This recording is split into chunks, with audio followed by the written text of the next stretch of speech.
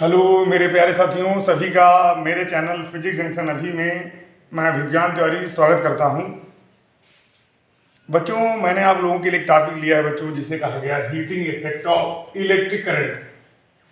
तो सभी बच्चों से मैं उम्मीद करता हूं कि इस टॉपिक को बच्चों आप इंटरेस्टिंग वे में समझेंगे और ये टॉपिक वाकई में बहुत इंटरेस्टिंग है, लेकिन ये 10th और 12th के बोर्ड एग्जाम के लिए बहुत ही इंपॉर्टेंट है बच्चों। तो आइए समझने की कोशिश करते हैं। बच्चों, मैंने अगर देखा जाए, आपने देखा होगा कि जब मोबाइल आपने चार्ज किया होगा या आप टीवी चलाते हैं, कुछ भी आप करते हैं, तो धीरे धीरे होता क्या है कि उसका टेम्परेचर थोड़ा बढ़ जाता है। और ये बढ़ता क्यों? क्योंकि वहाँ पर वो इलेक्ट्रिक करंट पास कर रही होती है, या मोबाइल आप चार्ज कर रहे होते तभी वहाँ पर इलेक्ट्रिक करंट क्या हो रही थी, पास हो रही होती है, और उसी की वजह से वहाँ पर उसके टेम्परेचर में इंक्रीज होता है बच्चों।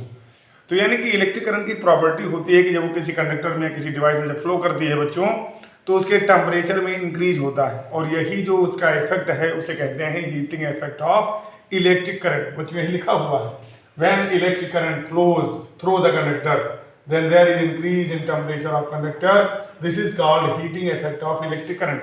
यानी जब कंडक्टर के थ्रू करंट फ्लो करेगी तो उसमें क्या होगा, उसके टेम्परेचर में एक इंक्रीज हो जाएगा बच्चों, और इसे बच्चों कहते हैं हम heating effect of electric current.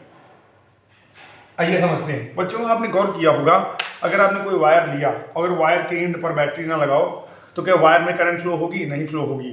लेकिन वायर के अंदर फ्री इलेक्ट्रॉन रहते हैं बच्चों। फ्री इलेक्ट्रॉन कैसे आते हैं? क्योंकि जब कोई भी मेटेलिक वायर बच्चों बनाया जाता है तो मेटेलिक वायर में क्या होता है, छोटे छोटे मेटेलिक एटम होते हैं जिनको मिला करके एक मेटेलिक वायर बनाया जाता है बच्चों। उसमें से कुछ ऐसे एटम होते हैं जो अपने इलेक्ट्रॉन को रिलीज कर देते हैं, और रिलीज करने से वो जो इलेक्ट्रॉन आते हैं उन्हें कहते हैं फ्री इलेक्ट्रॉन, और वो एक पॉजिटिव आयन बना देते हैं। जैसा कि फिगर में मैंने दिखाया है कि यहाँ पर पॉजिटिव आयन बच्चों बने हुए हैं और यहाँ पर फ्री इलेक्ट्रॉन दिखाए गए हैं बच्चों होता क्या, यही फ्री इलेक्ट्रॉन क्या करते हैं, मूव करते हैं और करंट को फ्लो कराते हैं।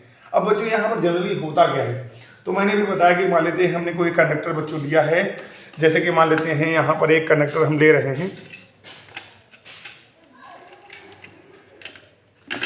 एक कंडक्टर हम बच्चों लिए हैं, मान लो ये कंडक्टर बच्चों है, एक कंडक्टर है, इसको अगर हम बैटरी से ना जोड़ें तो इसमें करंट फ्लो नहीं हो रही है, लेकिन फिर भी इसके अंदर क्या है, फ्री इलेक्ट्रॉन है बच्चों।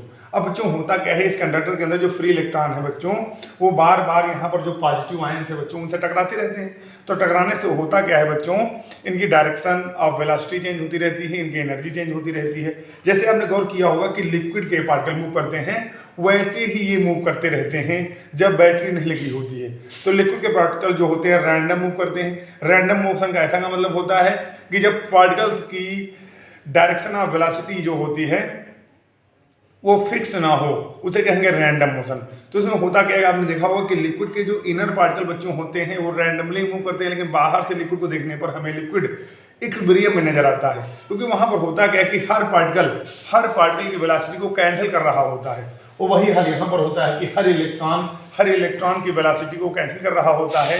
इसीलिए जब तक पोटेंशियल डिफरेंस नहीं अप्लाई करते हैं तब तक इसमें कोई करंट फ्लो होती नजर नहीं आती, क्योंकि आपको पता होना चाहिए कि जो इलेक्ट्रिक करंट किसी कंडक्टर में तभी फ्लो होती है जब वहां पर कोई भी जो फिक्स चार्ज होता है, जो फ्री चार्ज होता है बच्चों, एक फिक्स डायरेक्शन में मूव करे, यानी उसकी कोई ना कोई फिक्स वेलोसिटी आनी चाहिए। अब बच्चों यहाँ जब पार्टिकल इलेक्ट्रॉन बच्चों, जैसे मान लेते कोई इलेक्ट्रॉन इधर जा रहा है तो अगला इलेक्ट्रॉन इधर जा रहा है, कोई इधर जा रहा है तो अगला इधर जा रहा है, तो ये इसकी वेलोसिटी को कैंसिल कर रहा है और ये इसकी वेलोसिटी को कैंसिल कर रहा है, तो रिजल्टेंट वेलोसिटी जीरो आ गई। यही होता है यहाँ पर, इसीलिए यहाँ पर जो करंट है उसकी वैल्यू जीरो हो जाती है। कब जीरो होगी? जब उसके एंड पर पोटेंशियल डिफरेंस अप्लाई नहीं होगा। और जैसे ही हम पोटेंशियल डिफरेंस बच्चों अप्लाई करते हैं तो इसका जो इलेक्ट्रिक फील्ड होता है बच्चों वो अप्लाई हो जाता है, क्योंकि ये क्या होगा, इफेक्टिव हो जाता है, और इसी इलेक्ट्रिक फील्ड के अंडर में इलेक्ट्रॉन मूव करते हैं। समझ में कि नहीं समझ आई? तो बच्चों इसका इलेक्ट्रिक फील्ड क्या होता है, पॉजिटिव टू निगेटिव होता है, और इसीलिए करंट जो होती है वो पॉजिटिव टू निगेटिव फ्लो करेगी, और जो इलेक्ट्रॉन होंगे वो negative to positive terminal move करते हैं। इस तरह से बच्चों होता क्या है, यहाँ पर करंट का फ्लो होना स्टार्ट हो जाता है। लेकिन होता क्या है बच्चों, यहाँ पर जनरली अभी मैंने बताया कि इलेक्ट्रॉन जब पॉजिटिव चार्जेस से टकराते हैं तो अपनी वेलोसिटी को खोते रहते हैं, अपनी एनर्जी को खोते रहते हैं। तो होता क्या है कि इन्हें फिक्स डायरेक्शन में लाने के लिए ये जो बैटरी होती है इसे वर्क करना पड़ता है, और इस वर्क को कहते हैं इलेक्ट्रिक वर्क, और इससे जो इलेक्ट्रॉनों को एनर्जी मिलती है उसे कहते हैं इलेक्ट्रिक एनर्जी बच्चों कहते हैं। बच्चों यहाँ पर ये जो बैटरी होती है, ये बैटरी इनकी एक मिनिमम वेलोसिटी को फिक्स कर देती है, जिसे कहते हैं ड्रिफ्ट वेलोसिटी। क्या कहते हैं बच्चों? हम ड्रिफ्ट वेलोसिटी कहते हैं। तो याद रखिएगा, जब भी इलेक्ट्रॉन कंडक्टर के अंदर मूव करते हैं और करंट का फ्लो करते हैं, तो वहाँ पर वे ड्रिफ्ट वेलोसिटी से मूव करते रहते हैं और करंट फ्लो होती रहती है बच्चों यहाँ पर अगर गौर करें कि जो बैटरी होती है बच्चों, जो पोटेंशियल डिफरेंस होता है बच्चों, वो इलेक्ट्रॉन को या फ्री चार्ज को चलाने के लिए वर्क करता है और उस वर्क को कहते हैं इलेक्ट्रिक एनर्जी या इलेक्ट्रिक वर्क। उसका जो सिंबल होता है वो W होता है। और ये जो होता क्या है, वर्क, इलेक्ट्रिक वर्क बराबर होता है पोटेंशियल डिफरेंस इनटू चार्ज। जितना चार्ज मूव हो रहा है, तो मान लेते हैं इनका रिलेटिव चार्ज मान लेते हैं Q है, और ये Q चार्ज मूव कर रहा है बच्चों, और पोटेंशियल डिफरेंस भी आपने लगाया है। तो जो इलेक्ट्रिक वर्क या इलेक्ट्रिक एनर्जी होगी वो क्या होगा? Potential difference into charge. बच्चों यहाँ से नए नए फार्मूले निकाल सकते हैं, क्योंकि ये कंडक्टर लिया गया है। मान लेते हैं कि कंडक्टर का रेजिस्टेंस R है, Q चार्ज मूव हो रहा है, तो मान लेते हैं I करंट फ्लो हो रही है, और इसे फ्लो होने में मान लेते हैं T टाइम लग रहा है। तो यहाँ पर क्या करेंगे, हम रिप्लेसमेंट कराएंगे। अगर हम V को IR ले लें और Q को ले लें IT, अगर इस वैल्यू को यहाँ पर रिप्लेस कराते हैं तो मिलेगा क्या? V की जब IR और Q की जब IT, तो मिलेगा W equal to I square RT। तो दूसरा फॉर्मूला ये मिल गया कि मान लेते हैं कि हमें वैल्यू ऑफ करंट पता है, रेजिस्टेंस पता है, और फ्लो ऑफ टाइम पता है चार्ज का, तो कितनी इलेक्ट्रिक एनर्जी होगी, कितनी प्रोड्यूस होगी या कितनी उसके द्वारा कंजप्ट होगी, तो ये हम निकाल सकते हैं बच्चों। हमें मान लो पोटेंशियल डिफरेंस पता है और ये पता है कि चार्ज कितना फ्लो हो रहा है, तो पोटेंशियल डिफरेंस और चार्ज को मल्टीप्लाई करा देंगे बच्चों। अब बच्चों इसे से एक नया फॉर्मूला बच्चों बन जाएगा। अगर बच्चों हम देखें यहाँ पर इस फॉर्मूले में देखें कि W बराबर I स्क्वायर RT है बच्चों। अगर हम I की जगह पर बच्चों क्या ले लें, I की जगह पर V अपान R ले लें, क्योंकि आपको पता है V बराबर क्या होता है, IR होता है, तो I बराबर क्या होगा, V अपान R होगा। अगर ये वैल्यू यहाँ पर रख दी तो इससे क्या होगा, V अपान R का whole of square into R into T। तो W बराबर V square upon R square into R into T। तो R से R कैंसिल हो गया, तो मिलेगा V square upon R into T। अब R से R कैंसिल नहीं हुआ, एक R से एक R, क्योंकि स्क्वायर से काट दिया तो एक R बच गया। तो ये जो तीसरा फॉर्मूला आ गया।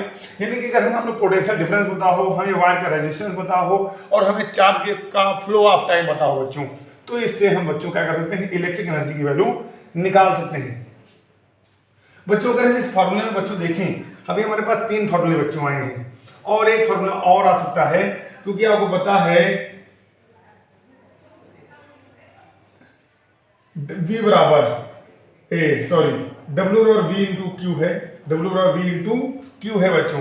तो यहाँ पर Q बराबर IT भी लिया जा सकता है, Q बराबर IT भी लिया जा सकता है। अगर हम इसकी वैल्यू को यहाँ पर रिप्लेस करा देंगे, Q है तो W बराबर V into I into T, तो W बराबर V I T। तो ये वैल्यू बच्चों आ गई, 4 फॉर्मूले आ गए हमारे पास।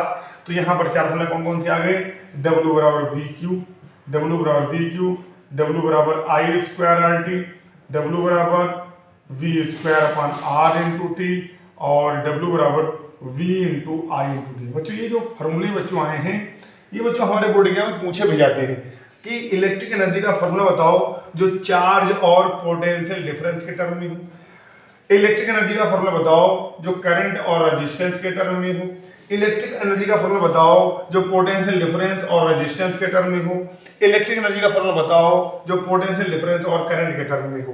तो आप देख रहे हैं जिसके टर्म में था वो मैंने लिख दिया है, और इस तरह से पूछा जाता है। तो ये उम्मीद है सभी को बच्चों समझ में आ रहा होगा। और बच्चों जो यूनिट होगी बच्चों वो जूल होगी, ये जो आएंगे आंसर वो जूल में आएंगे, क्योंकि ये MKS यूनिट ऑफ वर्क या जूल होती है, ये एनर्जी होती है बच्चों, है ना। तो वर्क की भी जूल होती है, एनर्जी की भी जूल होती है MKS यूनिट में। बच्चों जनरली हम समझ क्या रहे हैं, यहाँ पर हीटिंग इफेक्ट समझ रहे हैं। अब बच्चों होता क्या है कि ये जो एनर्जी बच्चों प्रोड्यूस हुई है, ये एनर्जी चार्ज को मूव कराने के लिए प्रोड्यूस हुई है।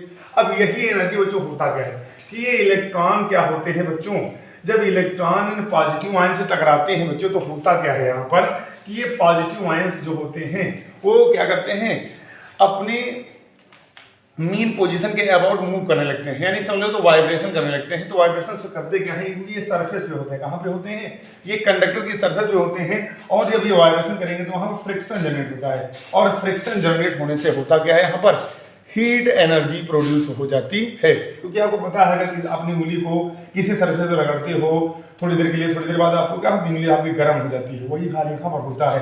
लेकिन बच्चों होता क्या है, जब उनकी डेंसिटी बहुत ज़्यादा यहाँ पर होती है तो यहाँ पर लगभग जो इलेक्ट्रिक एनर्जी है टोटली लगभग वो किस में कन्वर्ट हो जाती है, हीट एनर्जी में कन्वर्ट हो जाती है।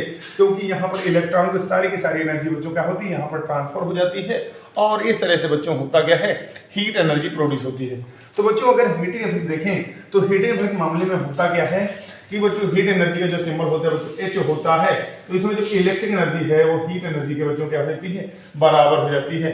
तो जो फार्मूले मैंने इलेक्ट्रिक एनर्जी के लिए लिखे हैं वही फार्मूले बच्चों हीट एनर्जी के लिए भी हो जाएंगे।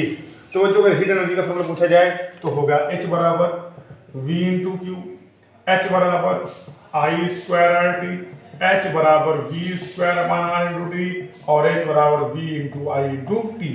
ये बच्चों जनरली फार्मूले क्या है, जूल में आते हैं। लेकिन आपको पता होगा कि हीट एनर्जी को हम कैलोरी में भी पढ़ते हैं। तो कभी कभी पूछा जाता है कि हीट एनर्जी कितनी प्रोड्यूस होगी, इसकी वैल्यू कैलोरी में क्या होगी। तो बच्चों क्या करना होता है, अगर हमें इसे कैलोरी में निकालना हो तो H बराबर V into Q upon 4.2 calorie.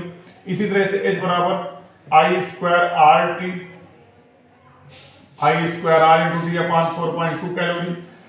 तो इसी तरह से बच्चों जो वैल्यू आई हैं इन सबको बच्चों करेंगे क्या हम, H बराबर V square upon R into T upon 4.2 calorie, H बराबर V I T upon 4.2 calorie.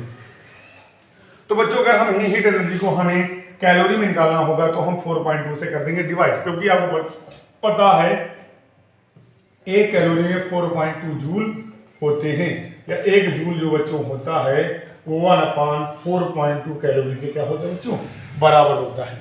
तो उम्मीद करते हैं सभी को ये फॉर्मूले समझ में आए होंगे, सभी को ये थ्योरी समझ में आई होगी। तो फिर से मैं बता दे रहा हूँ कि जो हीट एनर्जी है उसकी जो हीट एनर्जी है वो इलेक्ट्रिक एनर्जी से ही जनरेट हुई है। बस वहाँ पर जब पॉजिटिव आयंस की डेंसिटी बढ़ जाती है तो सारे के सारे इलेक्ट्रॉन से कोलाइड करते हैं और उनकी लगभग एनर्जी जो होती है वो ट्रांसफर हो जाती है। पॉजिटिव आयंस को पॉजिटिव आयन उनके सरफेस पर वाइब्रेटरी मोशन करते हैं, अपने मेन पोजीशन के टू एंड फ्रो मोशन करते हैं और वहाँ पर फ्रिक्शन जनरेट होता है और फ्रिक्शन से होता क्या है, हीट प्रोड्यूस होती है और जिससे वायर का टेम्परेचर बच्चों बढ़ जाता है। तो उम्मीद करते हैं सभी को फार्मूले समझ आए होंगे। तो एक बार हम लिखे दे रहे हैं फार्मूले कलेक्टिव रूप में कि कौन कौन से फार्मूले बच्चों आपके लिए हेल्पफुल रहेंगे एग्जाम के लिए, एग्जाम के पॉइंट ऑफ व्यू से।